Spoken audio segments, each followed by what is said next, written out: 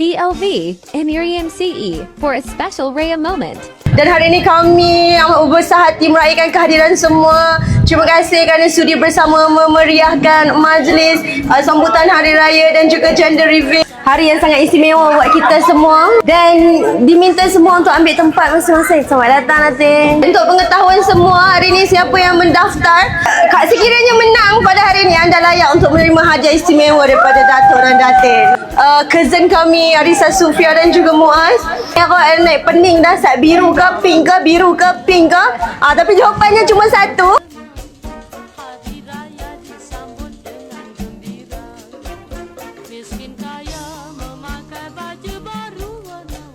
Amin ya Rabbal Alamin. Thank you Rizky. Tapi Rizky nak tanya sebelum tu lah, sebagai mamu paling bongsu ni, apa perasaan Ciki pada hari ni? 3, 5. Itu testing. Itu apa? Cobaan. Okay, tim-tim semua dah bersedia ke? Boy.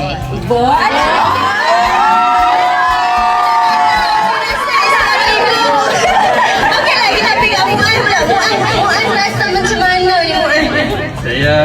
Saya memilih untuk baby girl. Sudah bersedia.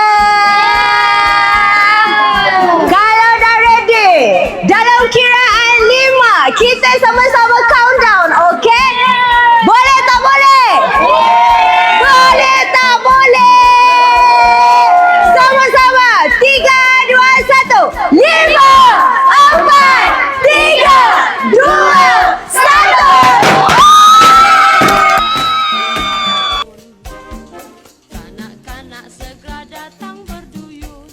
Alhamdulillah. Next, kita nak dengar lah suara hati daripada. Okay, Sai, kita nak dengar juga kata-kata daripada Buah Sufia ni. Pada hari pertama dengan Sufia pregnant, Mama rasa walaupun bayi tu bentuk dia belum ada, boy. Sekali lagi tanya Sufia dan Muaz, semoga menjadi hari yang indah dan hari-hari yang mendatang juga akan menjadi hari yang semakin indah buat anda berdua dan keluarga. Baiklah, jangan malu, jangan segan, sudah tibanya masa untuk kita menjamu selera. Sekian, Assalamualaikum warahmatullahi wabarakatuh.